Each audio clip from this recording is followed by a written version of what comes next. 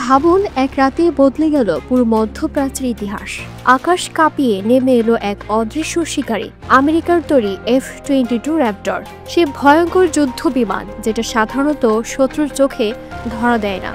আর সে অস্ত্র দিয়ে ইসরায়েল চালালো হঠাৎ আক্রমণ ইরানের ভেতর। মুহূর্তে স্তব্ধ হয়ে গেল চারদিক।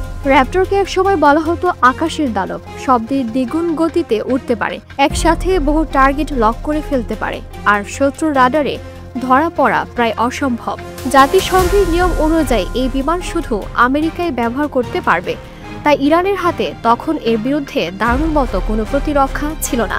ফলে ইসরায়েলকে তারা মোকাবিলা করলেও আমেরিকার ব্যাপারে দীর্ঘদিন চুপ থেকেছে।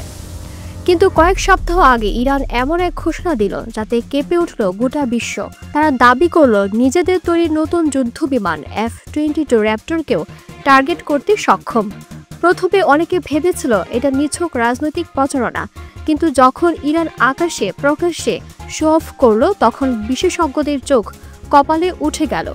বিশেষ করে ইসরায়েলের প্রধানমন্ত্রী একের পর এক সংবাদ সম্মেলনে এই নিয়ে ক্ষোভ প্রকাশ করলেন। তিনি বললেন এটা আন্তর্জাতিক নিয়মের বাইরে। এরপর থেকেই জরুরি সফরে ছুটছেন তিনি বন্ধু দেশগুলোর কাছে সমর্থন চাইতে।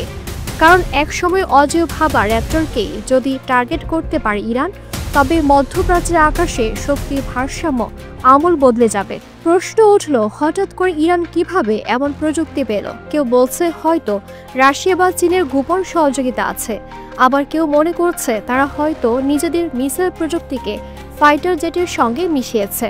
একই ঘটনা ঘটেছিল ড্রোন প্রযুক্তিতে। এক সময় যেসব ড্রোন নিয়ে সবাই হাসত, এখন সেই ড্রোন কিনছে রাশিয়ার মতো দেশ।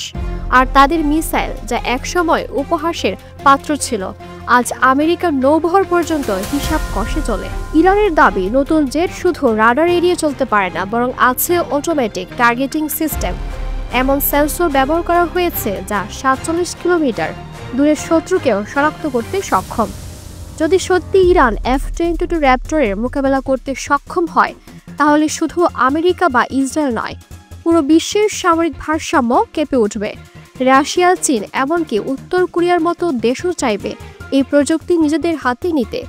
এখনও হয়তো আসল সত্যটা পুরোপুরি প্রকাশ হয়নি, কিন্তু ইরান যতটুকু দেখিয়েছে সেটাই যথেষ্ট মধ্যপ্রাচ্যের আকাশে ভয়ের ছায়া ছড়িয়ে দেওয়ার জন্য।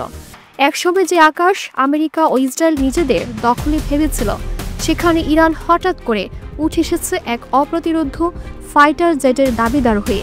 প্রশ্ন একটাই, এটা কি বাস্তব নাকি কেবল ভয় দেখানোর খেলা? সময়ই দেবে তার উত্তর।